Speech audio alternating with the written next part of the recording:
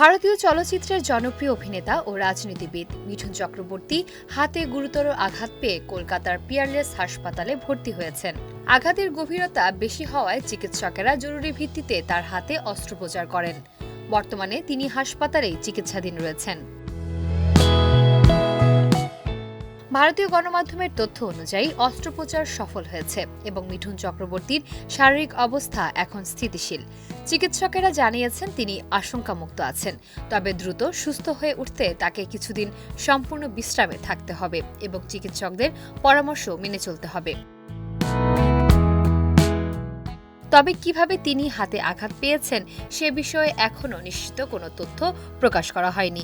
Shooting সেটে দুর্ঘটনা ঘটেছিল কিনা কিংবা অন্য কোনো কারণে এই চোট লেগেছে কিনা এ নিয়েও পরিবারের পক্ষ থেকে আনুষ্ঠানিকভাবে কিছু জানানো হয়নি। অভিনেতার শারীরিক অবস্থার বিষয়ে চিকিৎসকেরা জানিয়েছেন আপাতত উদ্বেগের কোনো কারণ নেই। অস্ত্রোপচারের পর তার শারীরিক অবস্থার উন্নতি হচ্ছে এবং প্রয়োজনীয় চিকিৎসা ও পর্যবেক্ষণের মধ্যেই রাখা হয়েছে তাকে। এদিকে মহাগুরু খ্যাত এই অভিনেতার অসুস্থতার খবর ছড়িয়ে পড়তেই ভক্ত অনুরাগীদের মধ্যে উদ্বেগ দেখা দেয়। সামাজিক যোগাযোগ মাধ্যমে অসংখ্য মানুষ তার দ্রুত আরোগ্য কামনা করেছেন। তবে তিনি বর্তমানে সুস্থ আছেন এবং ধীরে ধীরে সেরে উঠছেন। এ খবর প্রকাশের পর স্বস্তি ফিরেছে তার শুভাকাঙ্ক্ষীদের মধ্যে।